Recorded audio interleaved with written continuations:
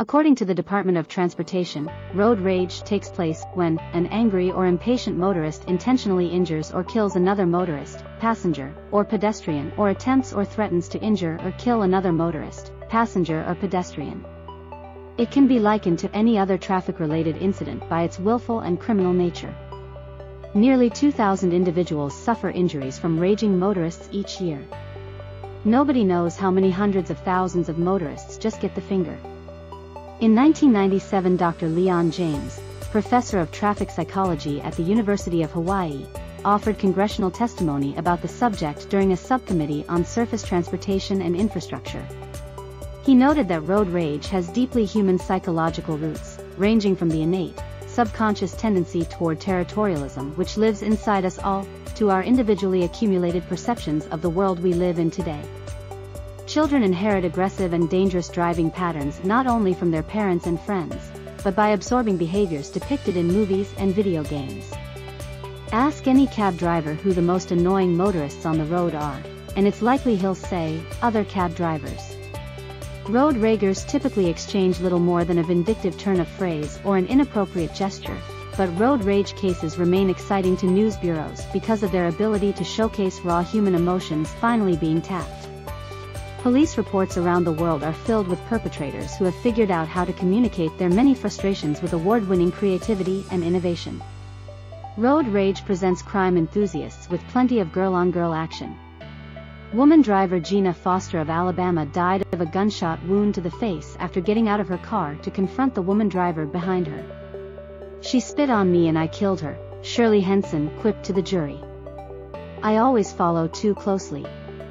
In Rollinsford, New Hampshire, a female motorist irked by slow-moving traffic exited her van, attacked a construction worker and dragged her to the ground, repeatedly slapping her face with a sign labeled "Caution, Construction Ahead."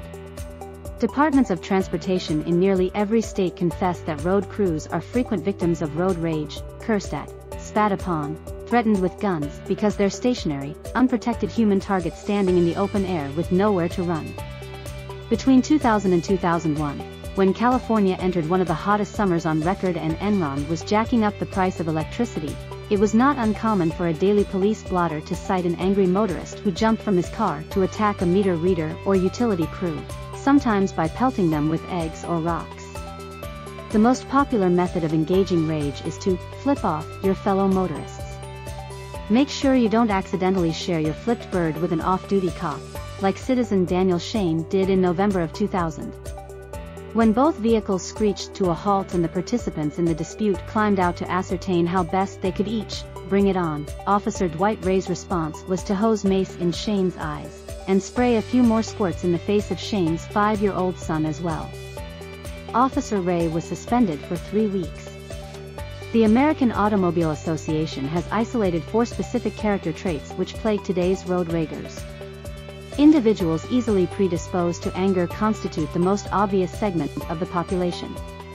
Anger is a momentary flare-up which quickly dies down, but a rapid sequence of hard spikes on one's emotional chart, when left untreated, can lead to perpetual righteous indignation. These drivers get angry at other drivers, whether they move too fast, or move too slow, or occupy what the road rager considers to be the wrong lane.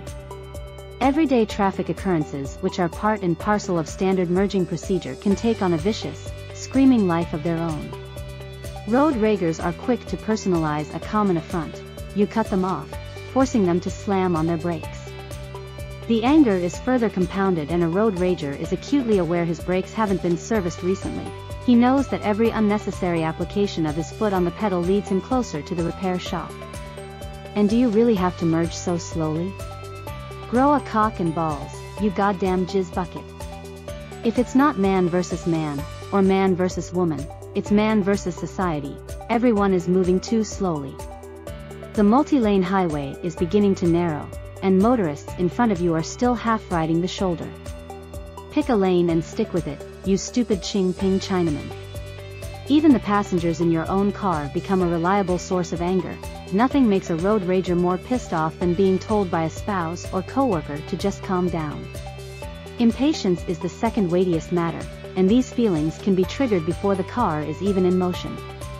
Anticipation of the same monotonous jam during morning traffic manifests itself as a notable tension in the road rager's neck and shoulders. He's impatient for his passengers to kiss their stupid wives goodbye and get into the goddamn car, annoyed that he's been put in charge of a carpool. He can already anticipate how bloody fucking off it's going to be driving his coworkers back home in reverse order, 8 or 9 hours from now. Road ragers regularly perceive themselves to be so behind schedule that the exhausting length of time it takes for the car engine to warm up is often enough to trigger a burst of adrenaline. The never-ending stream of stop signs at four-way intersections, at which fellow motorists suddenly forget the right goes first rule. The blinking stoplights which have clearly been broken for months, which fail to let an adequate number of cars go through per cycle, are worthy of being ignored and summarily run straight through. The perpetual impatience and frustration associated with locating an adequate and free parking space is a constant irritant of road ragers, as is watching slow-moving pedestrians as they push their shopping carts and wheelchairs in front of them at the crosswalk. Another studied character trait among road ragers is their predisposition toward competition. The road becomes a speeding courseway for gaming, in which the act of jockeying for a better position is paramount to achieving an arbitrarily assigned goal. A sense of one-upsmanship can start as simply as a personal bet with oneself, such as when a road rager decides he's going to beat the clock, or best his previous efforts. This time I'll make it to Palo Alto by 8:25. Other vehicles on the road are turned into chess pieces, plotting, retarded pawns to maneuver around and ultimately remove as obstacles. Lane changes are made quickly and with greater attempts at precision. Speed combined with a thumping movie soundtrack makes the competitive road rager grow increasingly deluded that he's actually a trained Hollywood stunt driver on a closed course. Get around the blue car. Then zip behind the red truck into lane 4. Pointless, split-second gambles are made on which lane in front of him will open up the fastest, even when there's a toll booth ahead. It is, after all, important to idle in the fastest-moving queue. Competitive motorists genuinely believe they're excellent drivers. They're typically between the ages of 17 and 27, often grand theft auto enthusiasts, military personnel, or off-duty law enforcement officers who for one reason or another feel perfectly entitled to dominate the freeway. They're masculine hardtop Ford Mustangs, muscle hot rod Honda Civics with ridiculous wing-tipped spoilers, and loud shitty music blasting from 18 speakers often signal a competitive road rager from miles away. The fourth most analyzed personality trait in a troublesome motorist is also the most recognizable. It's the desire one has to meter out revenge in all its subtle and classic forms to other drivers. The need to exact punishment for a perceived injustice, however slight, is a straightforward human quality which extends way beyond the world of the automobile. Even failing to acknowledge a slight act of courtesy can be grounds for a fight. You let someone in, and then they don't wave. The impulse to retaliate is the often result of feeling injured or invaded on the road, and can lead to further instances of rage ranging from repetitive horn honks, screaming at other drivers, or employing a well-extended middle finger. More and more states in our blessed union are passing aggressive driving legislation, much of which is comprised of language so abstract you might think it was part of the Patriot Act. In New York, you can receive a traffic citation for changing lanes or speed in a manner which serves no legitimate purpose. In Nebraska, you can get pulled over for honking the horn repeatedly. In Maryland, drivers who deliberately drive in a discourteous manner are also subject to the same summary action.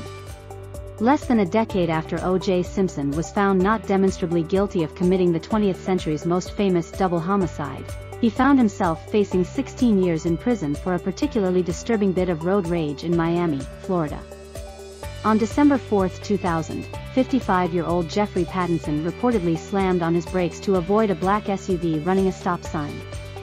Annoyed, he honked his horn repeatedly, then flashed his lights. The SUV screeched to a halt, forcing Pattinson to do the same. According to the police report, Pattinson saw a black man emerge from the SUV and approach his car shouting, "So I blew the stop sign. What are you going to do, kill me and my kids?" Pattinson, still buckled in his driver's seat, replied, "What the hell is the matter with you?" And then instantly recognized Simpson. Pattinson claims O.J. reached through the partially opened window and grabbed a $300 pair of sunglasses right off his face, scratching his temple in the process. At the same time, Pattinson says he heard a girl's voice screaming from Simpson's vehicle, "No, Daddy, no Daddy, no." Pattinson says he grabbed his glasses back from Simpson, who then turned around, returned to his car and sped off. The victim went straight home, picked up the phone and called police to report the run-in. Cops began an investigation, starting with dusting the sunglasses for O.J.'s fingerprints, ostensibly hoping for more of that elusive Simpson DNA. Simpson was charged with assault, burglary of a car, and battery. Court TV quickly seized upon the opportunity to construct a clip art montage containing O.J. Simpson, some kind of SUV, and a pair of disposable sunglasses like the kind you buy at a gas station mini-mart in the middle of nowhere.